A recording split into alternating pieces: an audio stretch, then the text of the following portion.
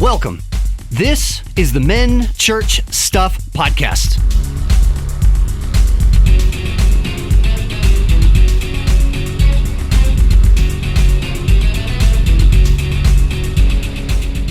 This is the show where brothers-in-law DJ Culp and Brad Coleman talk about stuff from our perspective as men.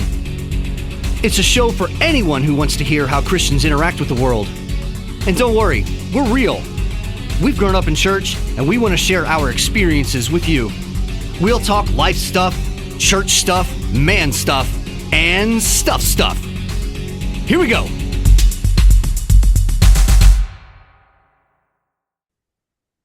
Greetings, listeners here and there and everywhere, all across the land.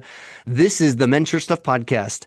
I am one of your hosts, DJ Culp, as always, here with my beloved brother-in-law, Brad Coleman, und guest.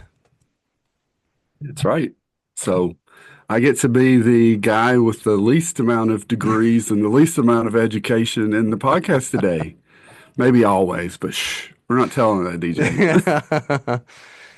So yeah, here with an old friend I get to reconnect with, Mr. Chris. Why don't you introduce yourself?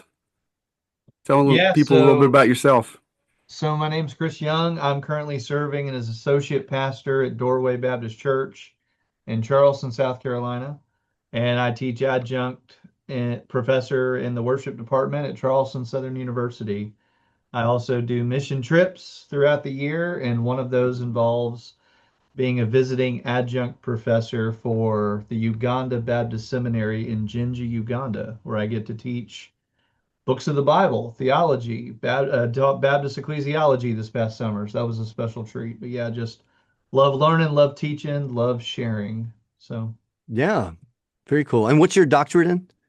I'm working on finishing up my DMA. It is in worship and hymnology. And hymnology, DMA, Doctor of Musical Arts. Which Brad learned was a word today. It is a word. Yeah, DMA, Doctor of Musical Arts. Brad did not know that any of those words were words. Just a simple man. That's right. But I love Jesus. But I love Jesus. That's right. Yeah. And waffles. Jesus and waffles. That's funny. Well, so listeners, you are tuning in to actually our final show number 4 of the Our Church mini series. We have done a church. I'm going to try that again, Brad. We have done a show between Brad and I on the church's blessing in other churches. We've done a show with a guest about the church's blessings in the community. And then we did a show about the church's, whether it's true or not that the church has more influence with more people. You can go listen to that one from last week. And then today we are going to do one of the ones that I have been long awaiting. That is church as an amusement park. And whenever I said that, Brad, to some of my students, they just laughed and they were like, I can totally see Dr. Culp saying that. So I'm excited about diving in. But Chris, because you are the honored guest, sir, Reverend, nearly doctor, but not quite. Are you Abda? Are you Abda? I am Abda. You yes. Abda. All right, Abda. Working on the disc. Yeah. Working on the disc. I'm not even rur. Yeah. Chris, it is my esteemed pleasure, sir, to throw you under the bus. And I'm excited about this. One of our favorite games, sermon illustrations and memes. So, Chris, are you ready? Probably not, but we'll see. Probably not. That's right. All right. So, Brad, again, I need permission from you since you guys know each other. How do I need to start out? I mean, with him working on a doctorate, that tells me that he thinks he knows some stuff, you know? I mean, and I've got one too. I get it. Like, you know, we exit our doctorate degree thinking, wow, I do know some stuff, but at the same time, I don't know anything. Oh, yeah. But DJ Chris here is a professor on 2 continents. So man. Okay. So what I should do is I should actually go find memes in another language. Is that right? Yeah. Well, if it's Lugandan, possibly. Spanish, I think. Spanish, yeah, right. All right. How's your Russian? Yet. Niet. Yeah. None. All right. So, Chris, here's the game. I'm going to throw up a meme, and it is your job to relay the meme to our listeners to let them know what you're reading, what our meme says, and then create a sermon illustration out of it. And I do that, and I do this, and I do this, and there it goes. Okay, so I need to read this out loud, I'm assuming. Yes. Yeah. Everything happens for a reason, but sometimes the reason is that you're stupid and you make bad decisions. Yes. Is So I that the think a sermon great way to- illustration? Yes. Yeah, Just- I think a great way to yes. illustrate this is the fact that, you've got that thing going on with your car and you are ignoring it, and all of a sudden you're broken down on the side of the highway and you think, Lord, what is this trial that you're putting me through? And it's not really the trial, it's not the Lord testing your faith, it's your stupidity to Brad, not did you check change the oil? oil or get Yeah. that fixed. Like your daddy told you to? Huh? Right. Putting electrical tape over the check engine light does not make the That's problem right. go away. Oh, that's going to work its way into an illustration for me Yes, now. it Thank is. you, Chris. Yes, I'm it holding that. is. I love it. I love it. Little black tape over the. God, why am I here? Because I don't you understand put it. yourself there. Right. No, God. No, it's not because of that. That's not how you work. You You tell keep me why choosing I'm the here. hard way, Brad. You keep choosing the hard way. Like, That's right. I give you this choice, and you keep going, let's Well, go through the Andrew, you're briars. wrong. You haven't heard that rattle for the last 10,000 miles? Yeah. Well Yeah. done. All right. All right, Chris. Number 2. This one's gonna hit home for both of you. Oh boy. Full disclosure, I have no idea either until you say this. Okay, so this is a quote, I'm guessing, from Mark Gungor. If done properly, being a pastor is a walk in the park. Jurassic Park, but a park. Yes. How do we illustrate that? That's like the time Right. that I went and served at a church as an interim worship leader, and the lady came up to me after church. I'm having a great morning until this moment, and she walks up and says, I hated everything you did today. Oh my gosh, what the heck? Wow. Well, God bless you. That's Yeah. right. Yeah, Why don't you that's tell a me how you really Jurassic feel? Park experience right there.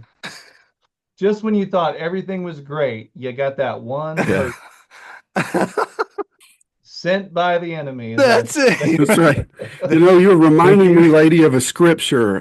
Jesus is talking to Peter. Oh, you know what? It just slips my mind right now, but what you should maybe go read. Is it in that book of First Opinions or something like that? Yeah. That's right. Yeah. All right. Let's take a little bit of a left-hand turn here. I thought that was the left hand. That was the left.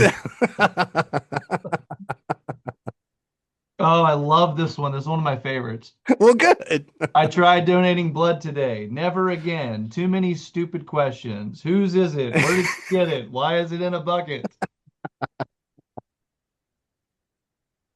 Oh boy, that might be a little more challenging to use as an illustration.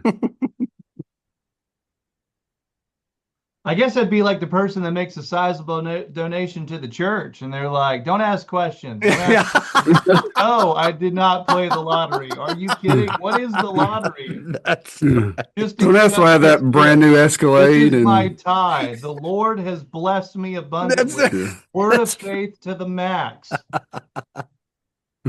Don't worry that it's not traceable, that this is uncirculated money. Right. Don't worry about I that. spoke to Should my we money like encourage? Jesus with the loaves and the fishes, and it multiplied. We That's can right. believe That's right. that. That's what you need to worry about. should we encourage the local drug dealers to tithe on our next podcast? I guess as long as it's monetarily. That's What am I supposed to do with all these bricks? Don't give us Oh. your first fruits, please. That's right. Yeah.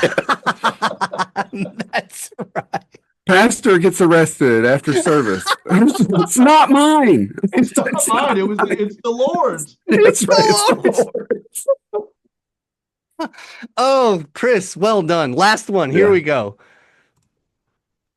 I recently stumbled across this one. I loved it. Let me zoom in for you. Oh, okay. I waved to a man because I thought he waved at me. Apparently, he waved to another woman. So, to get out of the awkward situation, I kept my hand up and a taxi pulled over and drove me to the airport. I am now in Poland starting a new life. Yes. You ever find yourself in those awkward situations where you say something and you think it's going to be helpful and you find out it's the That's exact opposite of yes. anything anyone needs to hear? But you can't just let yourself be embarrassed. You got to sell it. So you keep going. You develop this whole story. You've got background characters and scenes That's and everything exactly else. right. Next thing you know, you've created your own little Middle Earth and everybody's wondering what happened. Yeah, right. Yeah. Oh, I like it. I think Peter probably had that kind of scenario a few You know he times. did. Yeah, you know he did. I mean, at what point during him rebuking Jesus do you think he started to go like, maybe I'm wrong? I don't think I've ever heard him Did say, you, "Get did behind you me, just Satan!" to me. did you just call me Satan? Yeah, right. Did he do that? Can he say that? Or was it satin like Jim Gaffigan would Yeah. say? Yeah, it's sad. You know, I like this little one I saw recently Oh, is that's this good. guy who's like he's standing behind Jesus and Peter's saying 10, 10. And Jesus goes, "What are you doing, Peter?" He said, "You told me to get behind you and say 10, 10, Satan. 10." Wow. And he goes, "That's not what I said." And he's going, "Say 10." Say, oh Satan. no. Satan. Okay, well Words there is we go. hard. Chris, well done, man. That's a fun game. We like that game on this show.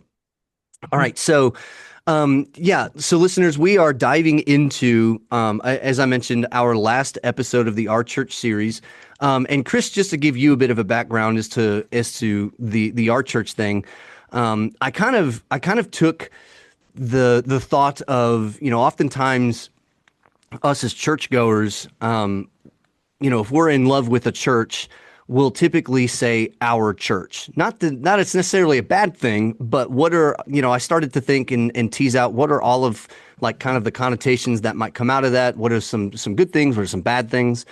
Sure. And one of the things that I have always seen as really kind of the central or part of the central identity of a church is kind of its marketing campaign, if you will.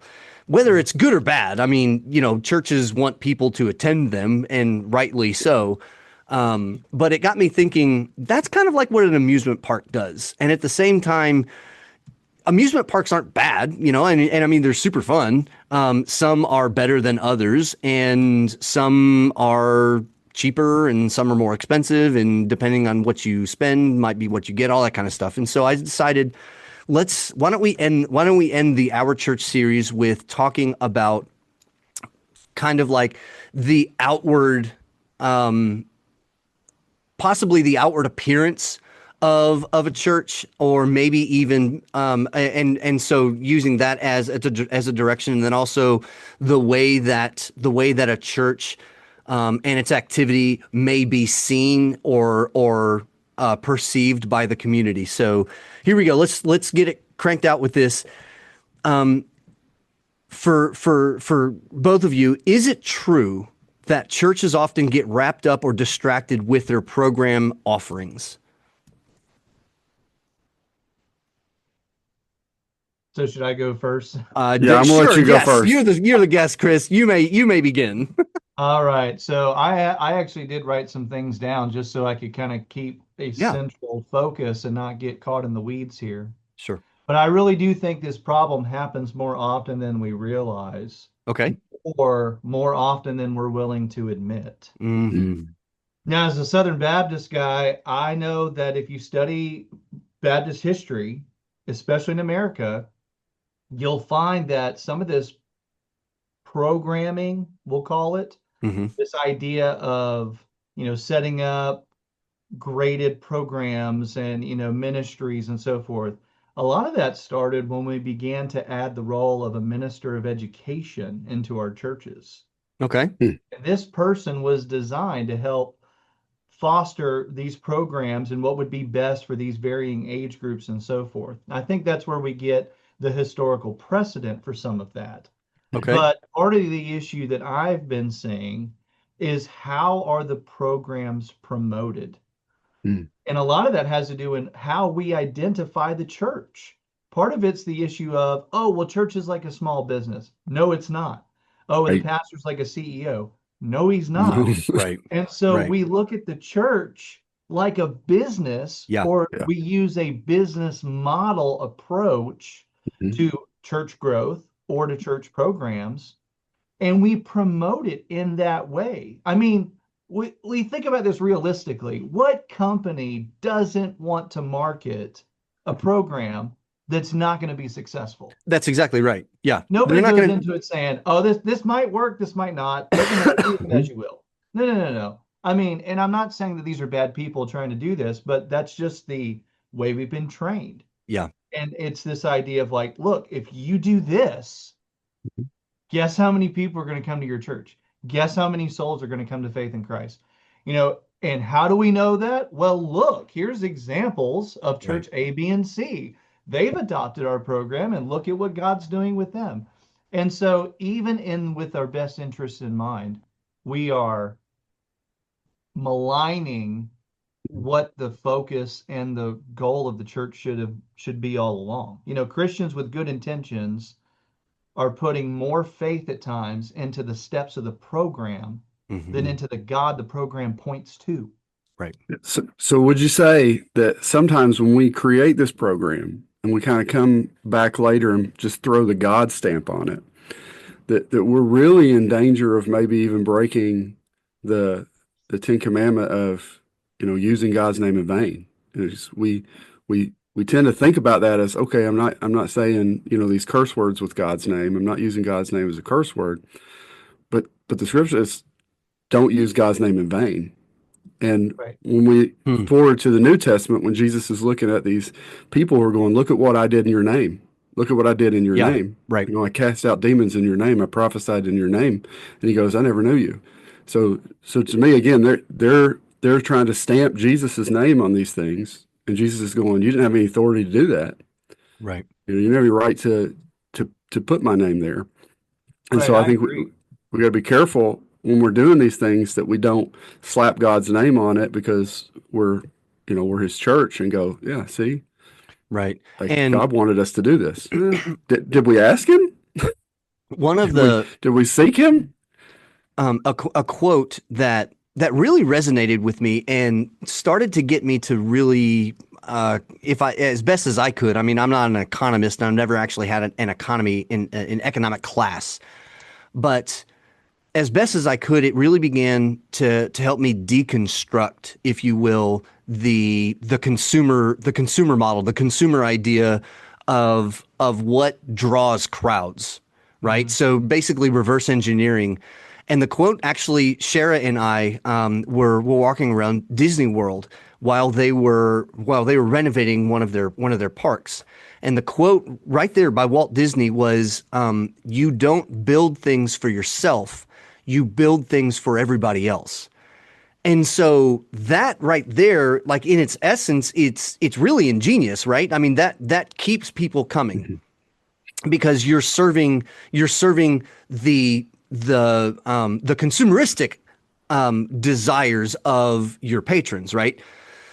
And what I began to really kind of think about whenever I read that was, does, like, how often, and Chris, as you were mentioning, it's not with malicious intent, but how often do we actually do the same thing? Do we think, all right, so people want this, why don't we bring that into our church? Again, I don't think that's necessarily a bad thing in and of itself, but if we're not prayerfully considering, and I'm gonna word this carefully, because I think like trying things for the sake of, like, are people going to come to our church because we're at least trying to serve them? I think that's one thing. But are we trying things for the sake of trying them because we're interested in them? Or are we trying things? Are we trying to institute things and provide outlets for churchgoers, or potential churchgoers, that for that matter, as a way to draw people in, Chris, as you were mentioning, to meet Christ or to hook them and keep them in our church. Right. And to be quite honest, like as a layperson for myself, I don't necessarily think that I have a lot of I have actually very limited experience on dealing with that direct subject. Like I can have a conversation with do I think that this ministry or that ministry might be effective, or do I feel like maybe it's being handled correctly or incorrectly? But really kind of, and Brad, I'm going to use the word again. The word is nexus, Brad, nexus. The word of the day, The and the word of the number day, is right? 42. That's right. Happy birthday, Brad, by the way. Check your bingo So cards. yeah, that's right. But like is the nexus of the institution, not the church, but like what we're trying to bring to the table, is it what needs to happen? That I don't like. Again, I'm not privy to a lot of those conversations, and I'm not privy to a lot of those prayer meetings. Like, and by prayer meeting, like if a church staff gets together and prays. So let me ask you this: it's this, and Chris, I am going to go a little off script just as a follow up to that particular question. So between both of you guys, how like the majority of those types of meetings that you've been privy to, where somebody's got an idea of what if we were to do this, if we were to bring this into the church, or if we were maybe even the opposite, right? I mean, amusement parks have to have this conversation too. Has this ride run its course? Do we need to eliminate it and do something else? So on both sides of the conversation, how often have you guys been privy to those particular types of conversations, and how hard are they? He said Chris, so I'm just going to let you handle that And first. Brad, Chris and Brad. Well, I was going to say that those conversations can be challenging Yeah. because one of the things I was going to add is programs do provide structure, Hmm. and that is a good thing. Yeah. If we're looking at a program to provide us with a means or a methodology in how we execute ministry A, B, or C, those can be extremely helpful. But I think too often we put more faith in the program itself, as Mm. in Yeah. this guy or these ideas are Mm, the be all and end all, and it will yield the results, not the Holy Spirit, not Hmm. the gospel itself. yeah. And again, I don't think it's malicious. I don't think it's Hmm. intentional. Yeah. But when you have those conversations, you have to help people understand that just like in Ecclesiastes, there is a time for everything. And some things have a lifespan. Yeah. It Yep. is more healthy at times to close a chapter, to close a program, and to try something else than to beat a dead horse, essentially. Mhm. And it's good for us to walk through that and say, is God leading us in a different direction? Maybe this program worked. I think of a church that I ministered at for a couple years in Kentucky did a living Christmas tree. That Mm, was a great idea in the 80s and 90s, but it Hmm. wasn't working in the 2000s. And that doesn't mean we hated the Christmas tree idea. We Right. just thought, let's do something else right. Hmm. that'll be as effective or better. And not again, now again, we're kind of getting into other questions later, like the numbers and all that stuff. We got Yeah. to know what Right. our focus is on. But you walk people through that and you say, okay, look, this is where I feel like things are going, especially when you're in senior leadership like Brad is right now. I'm an Hmm. associate pastor, so Sure. I'm dialoguing with my senior pastor and we're trying to come to that conclusion together. Right. And then Hmm. presenting that to key leaders in the church, those that we know can get on board with us and can help promote that idea so that it doesn't look like, well, the pastor just decided and you're Right. bringing people along. So Yeah. they're not easy because some people, let's just call them Hmm. traditions because we're a lot more familiar with that word. They're Yeah. going to cling to some of those programs or traditions, sometimes with a death grip. We've Yeah. always done this, Right. Hmm. Chris, I but grew up should we I grew up with my dad telling the joke, how many Baptists does it take to change a light bulb? change? Right. Yeah, you better not change that light bulb. My grandfather donated that light bulb, right? I Right, mean, right, exactly. it's the exact same, yeah, exact Someone's Doesn't same. name matter is that on a it's plaque been next to that blown light since bulb. It does it. 1998. That's right. It does not matter. Yeah, that light bulb, He screwed it in himself, and But see, that light that bulb gets to has the point. memories. That gets to the point I was going to make earlier. We can lose our identity Mhm. and create our identity in a program and then treat that as if it was a commandment in scripture. Right. yes, And that's Yes, not where yes. our identity belongs as a local church. that's right. Mhm. And there's a lot of those things that get built up. I think, coming into a church, and this has been 7 years ago, you're coming into a church that's new to you, and you can see a lot of these things. But the people that have been here a long time, like they're so used to the dead horse, Yep. and it stopped stinking a while back because it's just bones now. Right. So it ain't hurting nobody. And I just think about like sacred cows, one of those things where a good thing from the past that was a God thing Yeah. can become a false idol, a sacred cow, or whatever. Oh, I mean, just think about the serpent that God had them make and lift up in the wilderness, Hmm. right? If you look on this serpent, you'll be healed from the snake bites. But Mhm. after that, they kept it, and then it became an idol to the point where there was, and I don't remember who it was who came in and got into leadership and destroyed it. He was like, this is an idol. Now God had Oh, us make it. and the Asher, like, is it the same guy with the Asher poles too? Is that? Well, I I mean, think. but God didn't tell him to make the Asherah poles. God did Well, tell yeah, him to make the bronze snake. I was thinking if it was the same guy. Yeah, yeah, Probably. I mean, but there's yeah, again, it's what you see that over and over with like this king or whatever, this leader came in and they follow God, but they didn't take the Asherah poles down. Or right. this one came in and they did take the Asherah poles down or whatever. But anyway, like the point is like it can be a good God thing in the 80s Hmm. that has become an idol now because we didn't let it die Yeah, or run its course. Really, we're holding on to it past the point of its end date. yeah. And I think for us, and I think I saw this in a lot of other churches, that was one of the blessings that came out of the COVID shutdown. Because Good word, dude. Yeah, when we turned the key to get everything like primed back up, going back from not just okay, here's the bare bones of what we're doing. We're preaching the gospel. We're having service, whether in person or online. We're going to keep this rolling. But a lot of things just had to shut down. And hmm, so when we had to go back and evaluate, all right, do we put gas in it and start it back up, or do we let it die? I think a lot right. of things at that point, people were able to see, okay, let's, there's some merit in just letting it go.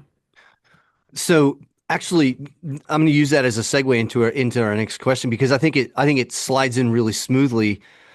I don't know how to answer this, and I think the main reason I don't know how to answer this has nothing to do with Right? really the Chris has fact that got you. yeah, Chris does have me. Absolutely, he I'll do does. my best. Yeah, yeah. But no, No it's not. pressure, guys. Thanks. It's not because I'm not a part of of church like direct church leadership necessarily.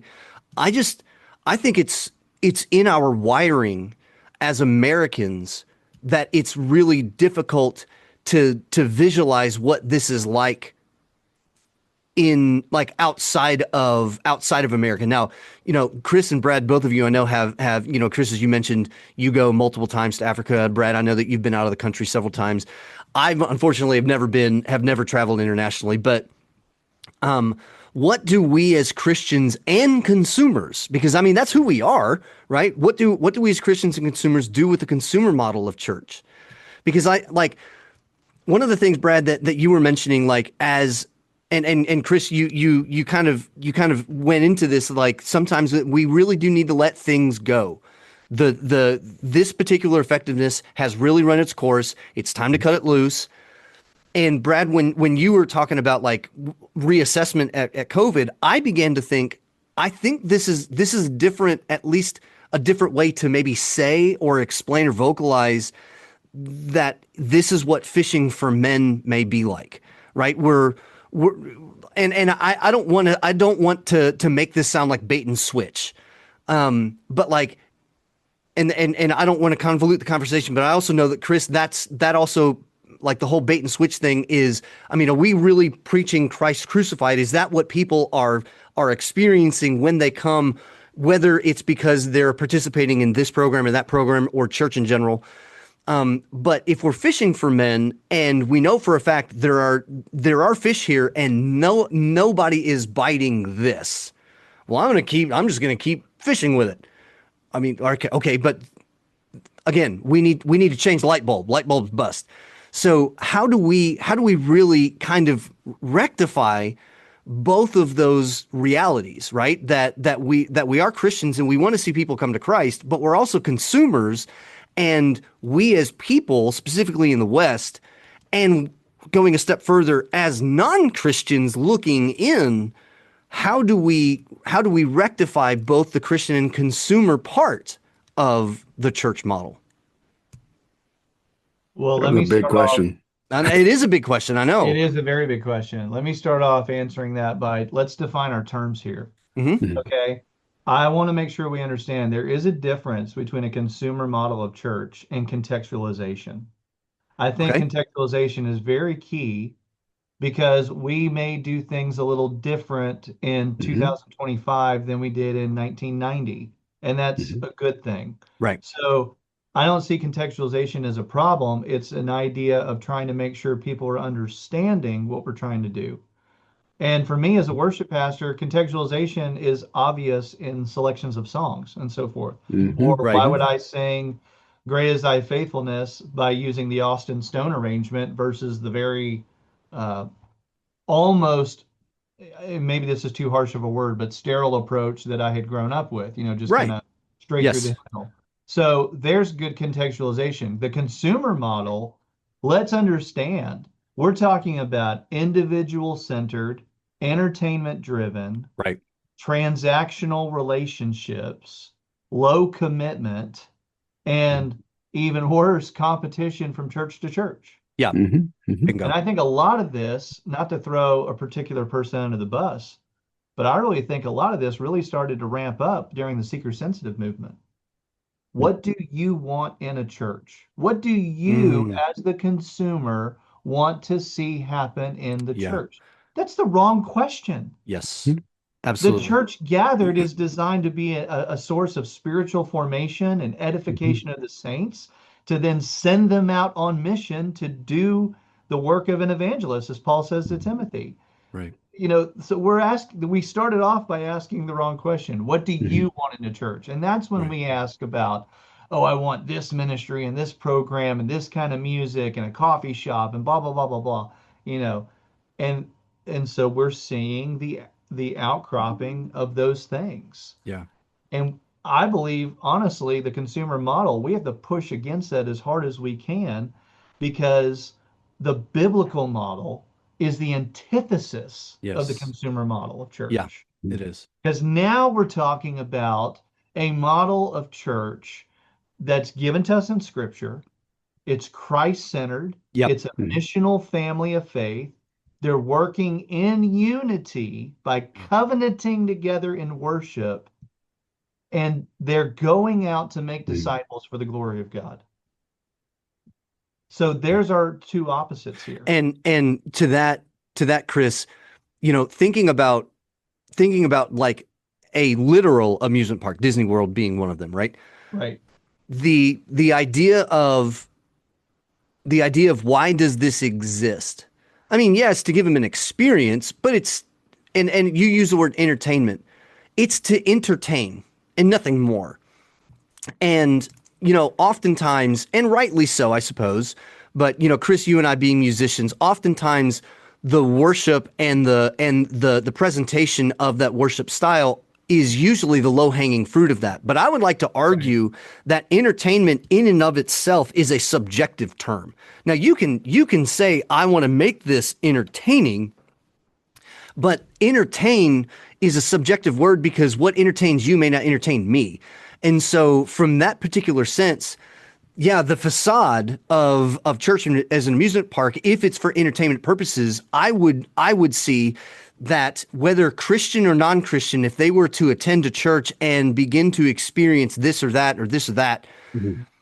they very rarely, if at all, really experience Christ. They might hear his name, but Mhm. I think those facades show their cards pretty quick. I would guess. Mhm. And if the and in like in inversely, if the architecture of all of the programs or whatever word you want to use to throw in there, if the architecture really is, as you mentioned, Christ centered, I Right. think it's going to be really, really easy to see that no matter what part of the church that you are stepping into, Christ is still there. And that's not just the word Jesus, but the narrative of the gospel of salvation still meets you there. Right. And I agree what you're saying, the subjectiveness of entertainment. So it really comes back to the leadership, and is that the mindset? Mhm. Right. That would be, something to explore. But there is a difference between entertaining and engaging. Mm. Mhm. I want Hmm. all my worship services to be engaging Yeah. because I want it to drive them into a deeper understanding of the gospel that week. Right. Whereas, the opposite would be true in the entertainment. We're just we're using the lights or the fog machine or whatever it is. I'm just throwing out arbitrary ideas. Yeah. Sorry, I'm taking notes. Why do we do that? Why are we using those things? And it's why I constantly am evaluating stuff like that. Yeah. You know, do I do this because there's an entertainment value to it or because it's an engagement value? Right. And are people, meeting together for the same reasons and with the same purpose? So, yeah, Yeah. all those are, I agree 100% with everything you're saying there. And I also think it's important that we need to remind our people that they're living in that culture, Mhm. Hmm. because we are the culture of instant this and what, Right. minute rice and instant coffee and yada yada yada. No. No. No. No. No. We are not instant coffee people. I didn't say No, James. we no, No. in No. No. this No. No. room No. no, in You this use in no. this that. We talk. get a Bunn coffee maker that is industrial and it Yeah. brews the whole pot in 4 minutes. Right. Well, Okay. that's the Be Baptist way, right? I mean, No. Be careful. Yeah, wrong pronoun. Wrong I'm pronoun. saying we, in a more universal, I'm saying There we we as a go. culture, we have all of these So- conveniences now in our world, There which we are go. Thank you very great. much, I'm not Chris. saying they're bad, but these conveniences they are forming us, Yeah. Yeah. unintentionally forming us Mhm. into, you notice how impatient people are nowadays, or Yeah. how there is a lack of courtesy even. Right. I mean, like you miss one nugget in your Happy Yeah. Meal and people are losing their lids. It's like, it's Yeah. crazy. So, And so they come to how church with that impatient, idea. how impatient sometimes I can be. I think sometimes God I'm shows just me as in those guilty. moments I Right. Yeah. I agree. mean, where it's like, I ask them for this specific hot sauce, very specifically, right. please Right. put it in the bag because you've forgotten it before, and they didn't. And Right. it's like, oh, I'm not I going can't, to name. I'm not can't going believe to it. name Send down the. fire and brimstones, Lord. Yeah. I'm not going to name the. The fast food to go. You don't get out of your car restaurant chain. But apparently, unsweet tea. It's a foreign concept. Yeah, that's a I don't know good. Right. how many times that I have to send. I'm Yeah. sorry. This is sweet tea. I asked for unsweet. I I mean, was you very you clear. are in Tennessee, my friend. Though you are in Tennessee, like they were like, we misheard him. He didn't say unsweet. We're not even sure why we have that. That's all right. We Yeah, we've changed got it that. over. What is unsweet? I don't It's the know. same That's what we here. clean the Yeah. floors with. I don't floor clean. So circling back though, because Yeah. Chris, awesome. I've been leaning over here and taking notes. I like this. I want to dive deeper just with myself in this as a pastor. Contextualization, versus consumerism. And so I'm thinking like contextualization is kind of what Paul is talking about, right? When he's saying, I've become all things to all people. Right. And I think I wrote, how do we help the world see what God wants and what God's saying in their own heart language? Your message when you were preaching in Uganda versus your message when you're preaching in South Carolina. Right. The message of Christ doesn't change. Right. Mm-hmm. But your illustrations, the way you present it, maybe even just the tempo of which you present it is very going to much is going so. to be is going to be much different. And so you're not leaning into consumerism when you make those differences. Right. If your reasoning is, again, I want to help people connect and understand, versus, again, making it about them.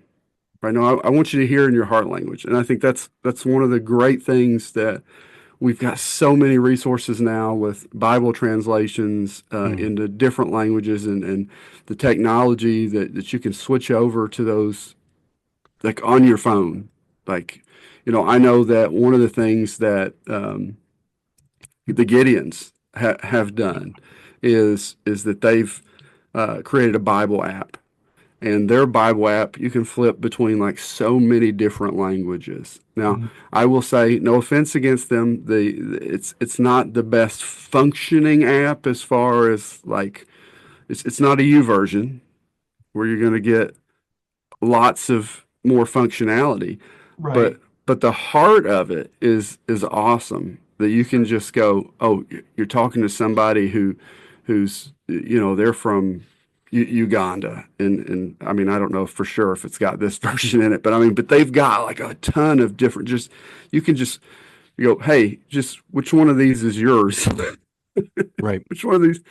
Click here, and then you can pull up those scriptures in their own language, so that they're not having to try to translate from the English into their language, because someone who understands their language, someone understands the context of their language, has done that, Mm-hmm. and I think that's great, and it's brilliant, and it's again, that's contextualization, Yeah. if I'm understanding that right. But I So, Right. love that. so the the next question that, again, I don't know necessarily how to answer. I mean, I think I do, because a lot of times I, eh, hmm, I think a lot of times the lay community would be able to kind of almost bear this out. But as leaders in the church, what would you see as evidence that a church cares too much about its programs and has lost its connection to the community? And the reason I wrote this question is because, so when I think about an amusement park, I'm always going to come back to that, right? When I think about an amusement park, if there is a ride that Mhm. nobody rides anymore, Mhm. it's just sucking finances dry. I mean, the amusement park's going to get rid of it. Or if it is so far broken, if it's so far gone and it's not Mhm. worth the money, they're going to get rid of it. And I think that they'll always probably, they'll always put something back that's going to have some sort of flair, right? But that's just because they're only caring Mhm. about the consumer version of themselves, right? They just Mhm. simply want to make money. How do we as a church like kind of take stock about of who we are as like an individual congregation? How do we as a Mhm. church take stock about what we have and then realize, oh crap, we are completely losing connection and Mhm. care to the community? Right. So let me jump in and on this one, because it kind of hits home for me with your sister.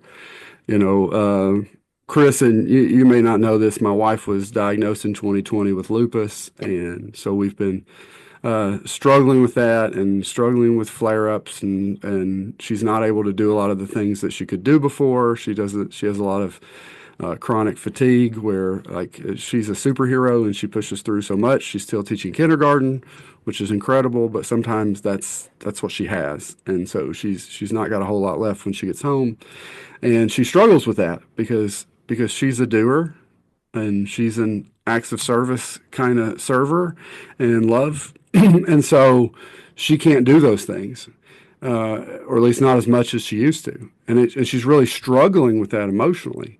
And so I just had this conversation with her just a couple of days ago. I said, you've got to remember that your value is not in these things that you do.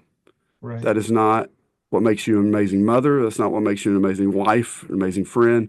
It's not all tied up in just what you do. Like you're so much more than just those things.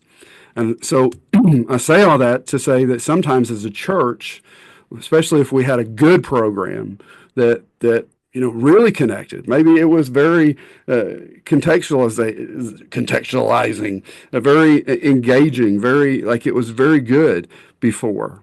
It was bringing in people from the community. People were getting saved, and we let that become our identity. Right. Who we are in Christ, who we are as Christians, who we are as a church became about that thing. And so the idea of now stopping doing that thing or removing that thing, well, now we feel, well, then who am I?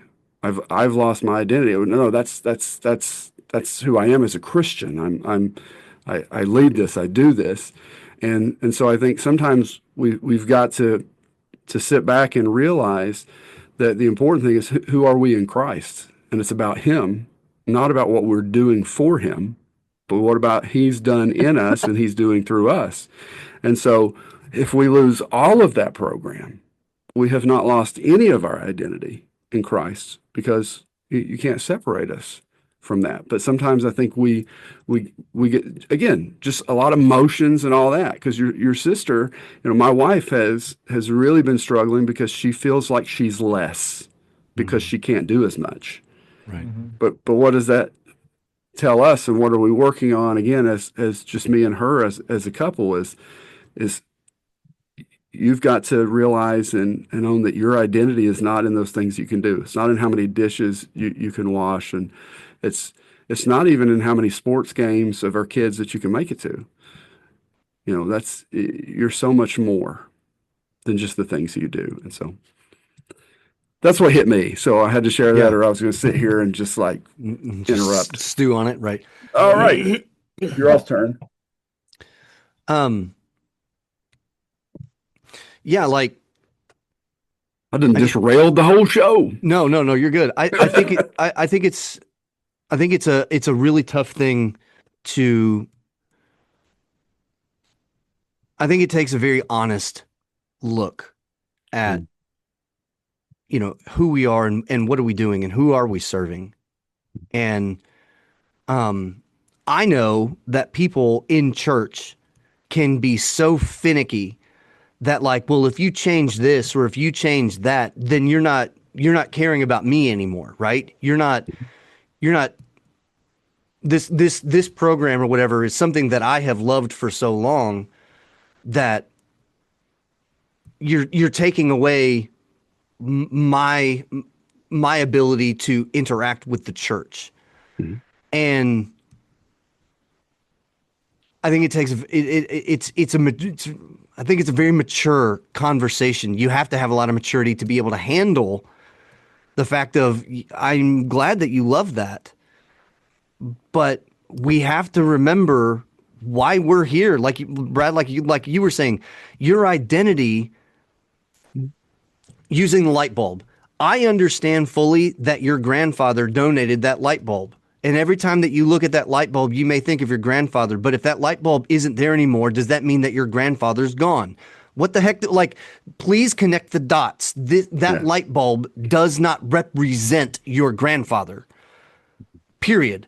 And so I think it takes a very mature conversation. To be quite honest, I'm probably not the person to lead somebody through that conversation, because I have a tendency to be, Chris, you may not know this about me, but I have a tendency, Brad knows, that I just kind of say things like just bluntly, and I mean, I don't really know I don't really know how else to say that outside of, maybe Chris, I'll say this and pass it off to you, that whenever I take a look at our church congregation, and I'm not talking about here recently, like over the years, when I've, being on stage, I have a different perspective of the church congregation because I get to see them every Sunday. in a very different way than than just a normal person, random person, common person, whatever adjective you want to throw in there, sees the church congregation as. And oftentimes I've looked out and thought it's the same people every single week in, week out, which is not a bad thing, I don't guess, but at the same time, I don't necessarily feel like we're doing much.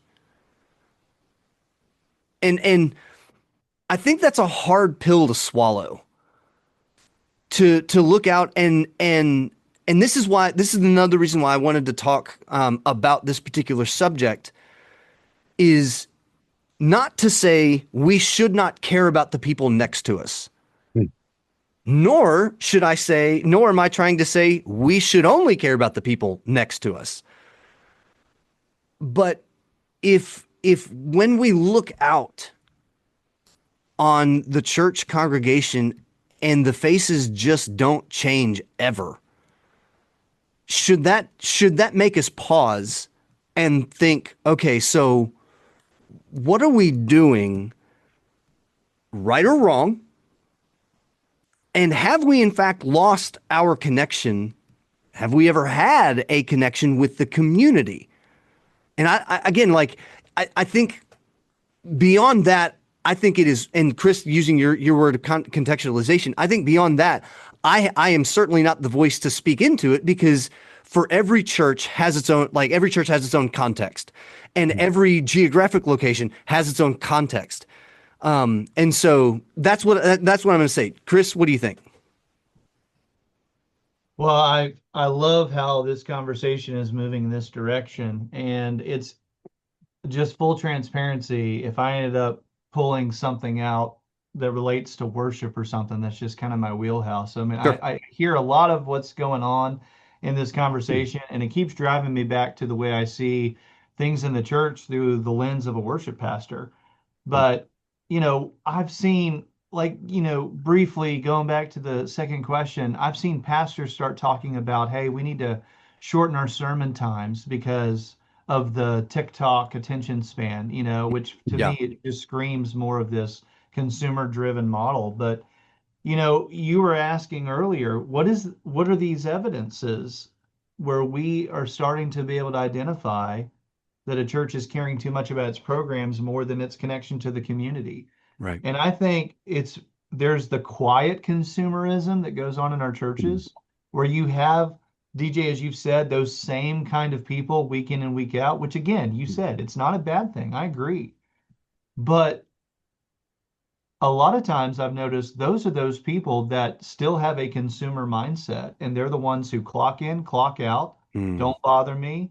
I right. want my Sunday school class, my programs, my routine of worship, quote unquote, and then I'm going home. Don't bother me during the week. I'm not doing anything else. Yeah. Be glad that I came on Sunday. And they Right. don't say that out loud, but Hmm. in a lot of ways they kind of do say it just non-verbally. Yeah. So I was thinking through this question, and I was like, yeah, I mean, I struggle with this in my church too. I think we all see it from time to time, but I just wrote down a few things that I think kind of speak to this question for you guys. And the first thing was, if you start seeing people put more value in the program itself rather than serving others and making disciples through the program, Right. then I think we're falling into the sin of traditions. Mm, And very few events, then, if that's the mindset, you're going to find that very few events on the calendar are meeting the needs of the people around you. They're just filling up space. yeah. Yeah. There's always the question of why. I try to emphasize this when we try to do something new. I'm not against new. Right. Just tell me why. Help me understand. Like, we're getting ready to do this event we've never done before, pumpkins and bagels. And you're thinking, what is that? Pumpkin And flavored at first bagels. glance, you're like, that just sounds like a silly event. But then when I talk to the lady who's designed it and what her intentions are and how she plans Mhm. on getting literature in people's hands about our church and and what Mm, we can do for them, I'm like, oh, great. This is evangelistic. She's really trying to make sure She's wanting to do something creative, but at the same time, the gospel is at the center of this. I'm like, great, I can Yeah. get behind that, you know? Yeah.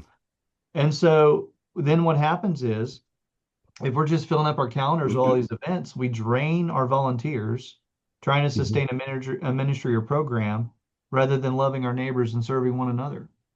Mm. So the second thing I thought was, does the church measure success with tangible metrics like numbers, Right.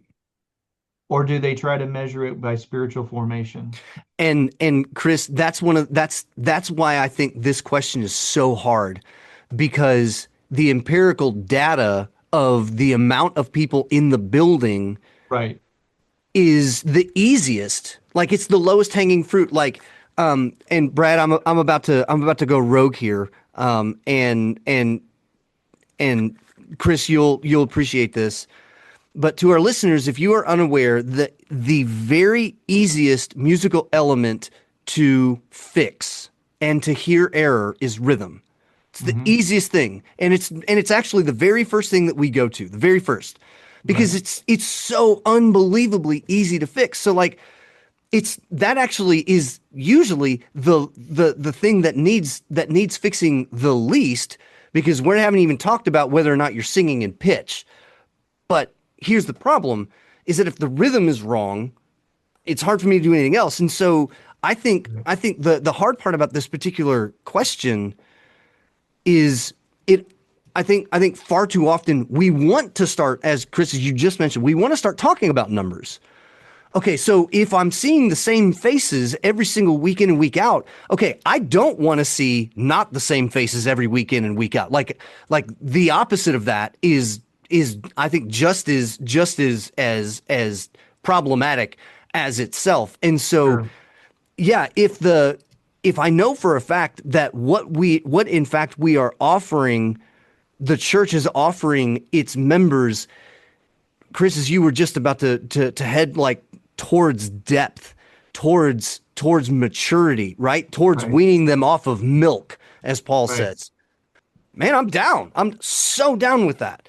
But I also think, as you mentioned, I also think that, and not think, I refuse to believe actually that if in fact we are through Christ fostering depth, we will not be able to hide that in the things that we offer, or in the events, as you mentioned, that we offer the community. I think it's impossible for it to not be there. Right. It's one of the things that I struggle with as a worship pastor because my metrics cannot be numerical necessarily, Right. or at least it can't be the top metric. And let me explain that. So, one of the things I've learned in my doctoral studies is we as worship pastors, as we're leading that congregation, as we're shepherding them in song, we are trying to foster spiritual formation in them. The problem for us is that's not something you can always see. It's not something, well, let me rephrase. You can see it, but it's not something that happens in a moment. It's longitudinal. Yeah. It's longitudinal. And so you've got to look at that. And so, like, I ask myself that question all the time. Did I foster spiritual formation in my people this week? Well, time will tell Hmm. by Yeah. their That's growth right. and their That's right. relationship with the Lord. That's And right. that is a great metric to have. But the problem is, again, the consumeristic culture we live in, we're impatient. We want to see results. I mean, even as a Southern Baptist, we do this reporting from time to time, which is helpful. It helps us to see churches are growing and people have been baptized and this and that, blah, blah, blah. But at the same time, it can almost make people feel like they're comparing themselves to one another. Hmm. Oh, we only baptized 5 this year instead of 300 like this church down the road. Hmm. But those are numbers, and we see numbers, and we understand numbers, and bigger numbers mean more growth, and smaller numbers mean less, and so forth. But when you have to play the long game Yep. and look at the spiritual formation of your people, like I've had to ask myself, what if God doesn't bring me any more people on my worship team? What if Hmm. God doesn't grow my church numerically, but he grows them, like DJ said, in a way Hmm. spiritually that is like more than I could ever ask for? If I got Hmm. 50 more people, would it be just as sweet Yeah. as the Hmm. spiritual maturity that I experience in those people who have a hunger and thirst for righteousness? Yeah. That to me that's my ultimate metric. But again, it is the hardest metric to ascertain because it's not just readily available. You can't just fill out a chart or do a survey and oh, look, here's my answer. Yeah. So, Well, and I think we got to look at like, so let's hypothetically say that there's a church that's like 12 people, but that church in its community, which it's in, is so involved in the community, so involved in sharing the gospel, so involved in all these things that it's responsible. I mean, obviously through Christ, but it's responsible for connecting so many people into other churches within the kingdom. The people are getting saved. Now, they don't have a bunch of baptisms, but hey, this church that they've connected some other people to because hey, it was closer to their house and they weren't worried about people driving the 10 miles out in the country to come to their church, right? They were worried about people coming to Jesus. And this church gets, from the standpoint of a lot of our metrics, it would look like a failure. right. We should just shut it down. That's exactly right. It doesn't even need to be there. Yeah. But from what God is doing through it in the community. Now, I don't know what church this was. We started up with the Care Portal in Jefferson County, and which has just started. They were telling us about something, and I think it was in another state. There was this church of 12 people who had through their church supported these families and been responsible for like the flow through of like over $12 million. Dang. 12 people. And it wasn't because it wasn't because they just like, oh, it's 12, millionaires sitting there just throwing their money, Right. but because they were an active church that loved the Lord, that was getting out there and serving the community. It wasn't causing the growth that they probably even wanted, right? They probably struggled with that. Like, God, why, we keep doing your will, but you keep sending them over there. Right. Right. Or you can send them over, like, so why have we failed you? When the reality is they haven't. But I think about, too, what Jesus says to the people where he says, you clothed me when I was naked. You visited me when I was in prison. That's right. I was hungry and you fed me and all these things. And what's their response? When we do that, like, we didn't see you, Jesus. That's exactly right. Yeah. We're pretty sure you got the wrong guy. Like we didn't. Like, I haven't done any of that stuff. Right. Like, I'm looking at you right now. I'm pretty sure I never gave you a cup of coffee, a cup of water.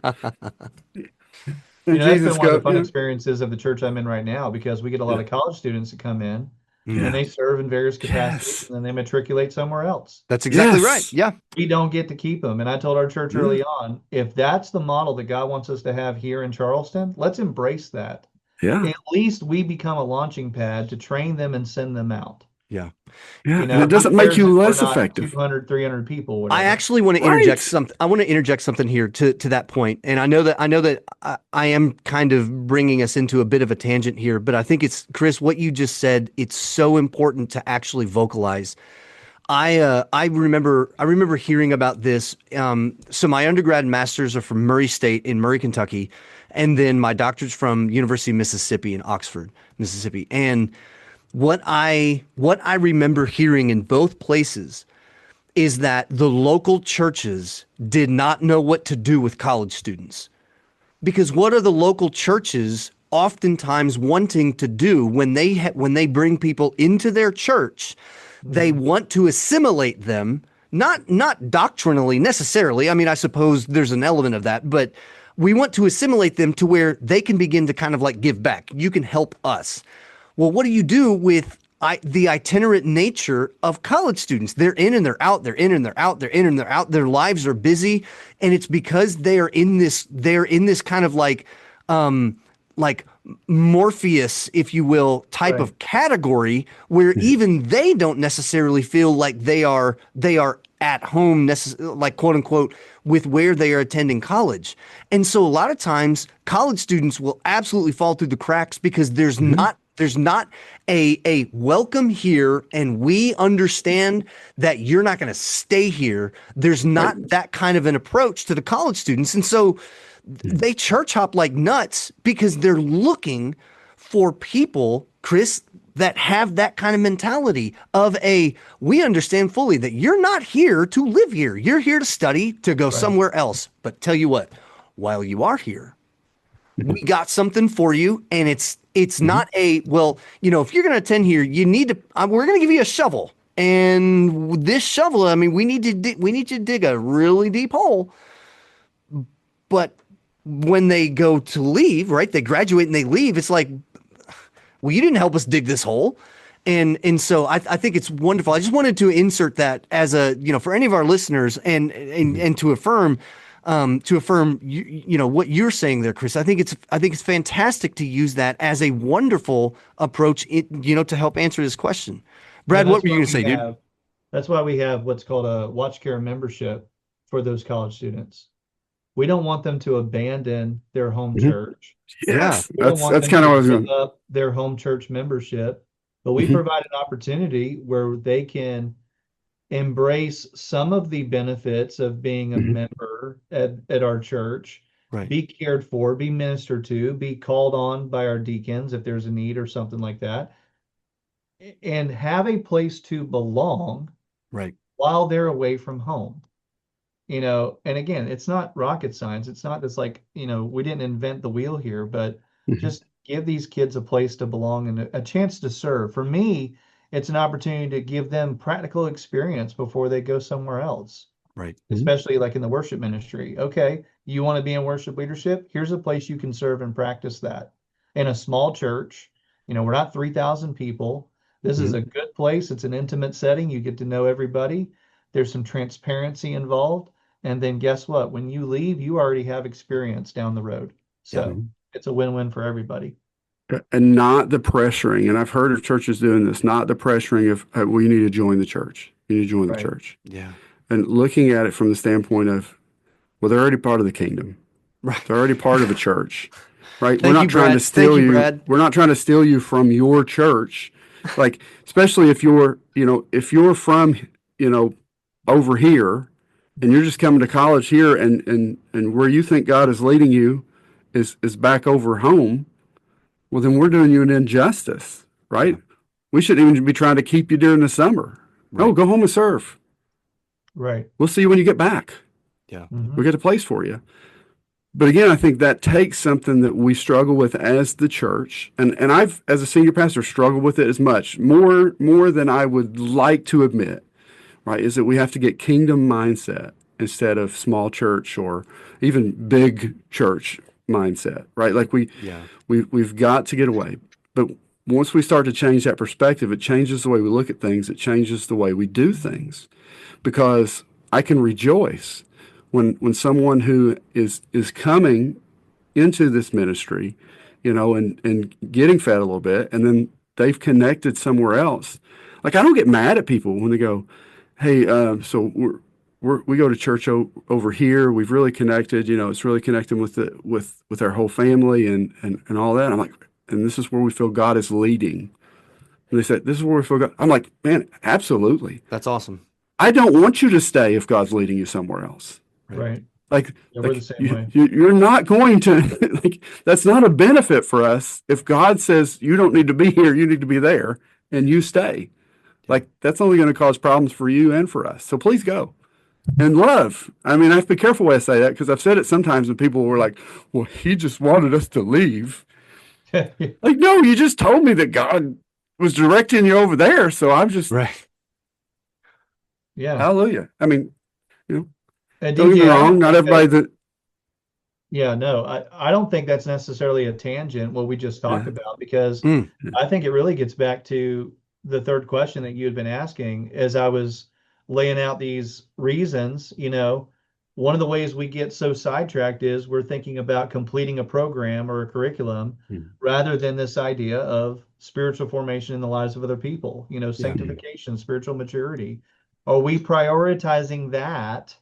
Mentorship, fellowship, other things, or are we, prioritizing the program, the curriculum itself? For example, are we teaching people about missions, or are we leading them to do mission work? That's Right. been one of the things I've been trying to emphasize. But the last two things that I would add to that is, Yeah. do we have little engagement in the community? For instance, do we know everyone in the church? I think you've kind of alluded to this, DJ, but we don't know the people that live around us. Mhm. Or worse, the community doesn't know who we are. Right. Yeah. And we equate outreach with either advertising or inviting somebody to church.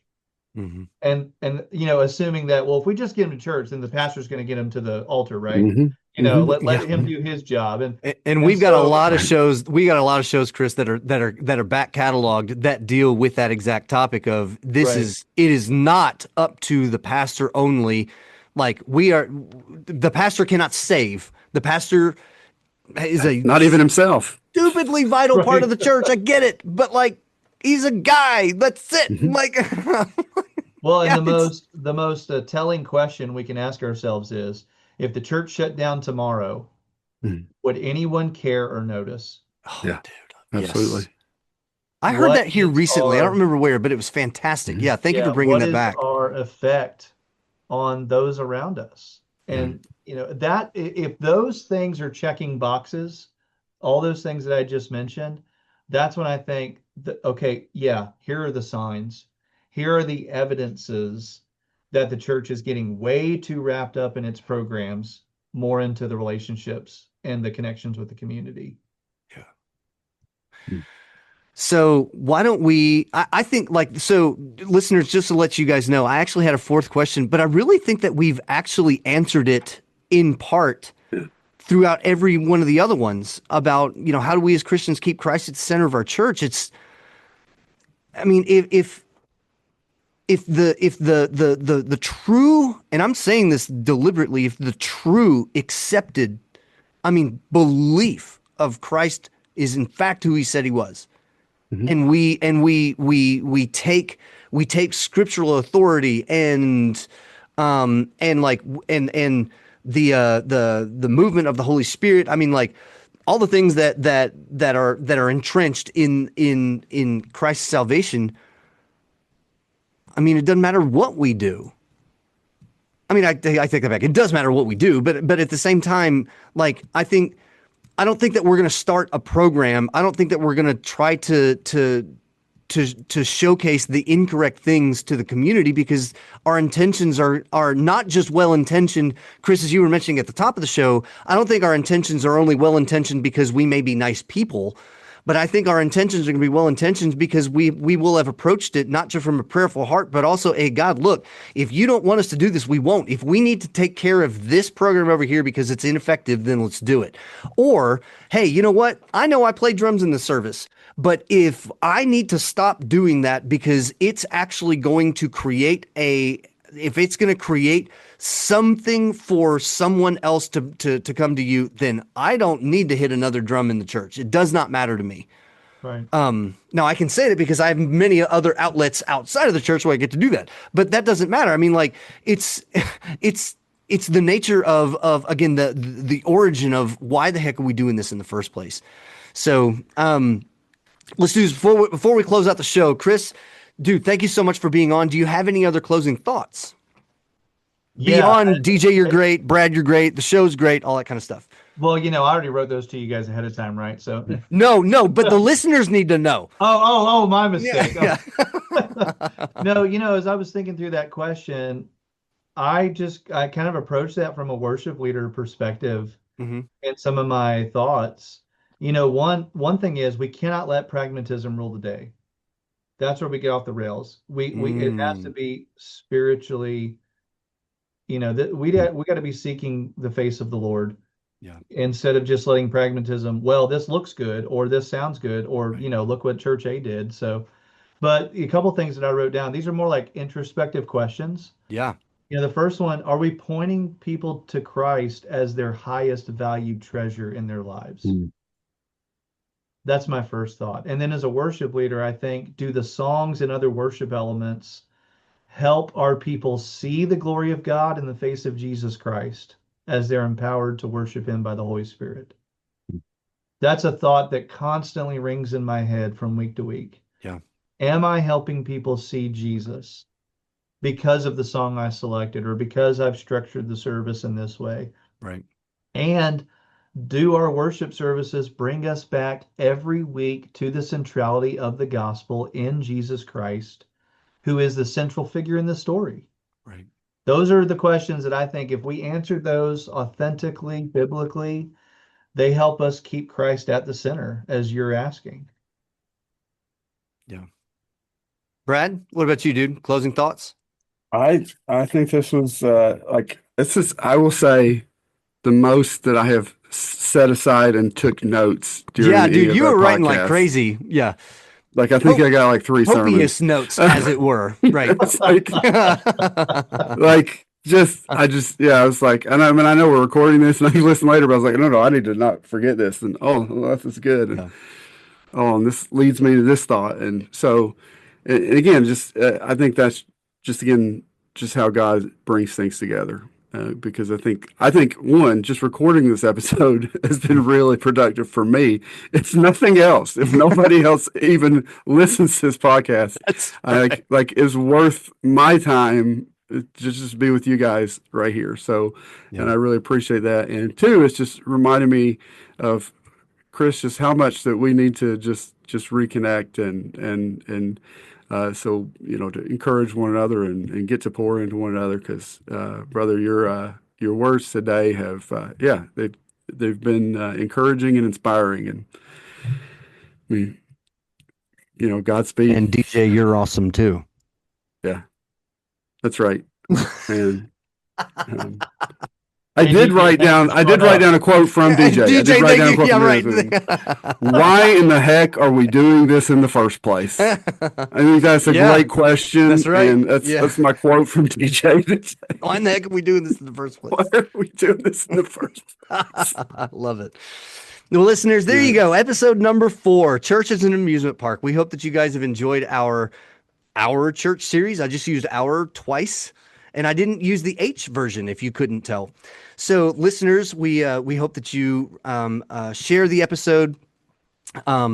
Let people know about the show. We've got a website, menchurchstuff.com. You can email us and contact us through the website. Here's, Chris, what we'd like to do. We'd like to offer you a wonderful opportunity to share with us some funny church stories. If you would contact us after we're done, our email is menchurchstuff@gmail.com. Shoot us some funny church stories. And I can see the look on your face. Yes, those are the church stories that we want. All right. But listeners, you know what to do. Follow us on Facebook and our Instagram page. Again, as I mentioned, menchurchstuff.com. Connect with us. We are soon approaching our store. We're still in the process of collecting merchandise. Brad, I actually have coasters coming in today, and I've got another round of stickers coming in next week. So listeners, it's soon. I know I've been talking about it, but it really is on the horizon. And it's specifically on the horizon because my wife made me say that it's going to be on the horizon. So it needs to be on the horizon. But again, Chris, dude, thank you so much. Oh, and last thing, I forgot to mention this, Chris, to our listeners, would you give a shout out to where they can find you if they want to come, if they want to contact you at all? Yeah, so I can certainly send you guys some of my contact info, but I am on Facebook, I'm on Instagram. I don't post a whole lot. Usually it's just, things that are going on with mission work, or when I get to be on, opportunities like this, talking with you guys. I mean, this is a lot of fun, not just because I got to reconnect with Brad, but to get to meet you, DJ. And also, I love this kind of iron sharpening iron moments. Yes. Just the opportunity to discuss life and theology in the local church. Man, these are edifying conversations for sure. And so hopefully not the last, but we'll see. Yeah. And, just thankful for both of you guys and for diving into topics like this. It's stuff we need to be having conversations about for sure. Yeah. Well, excellent. There you go. So Chris, again, thank you so much. Brad, I love you, buddy. Love you too. Listeners, we love you, and we will catch you next time. Go be his church.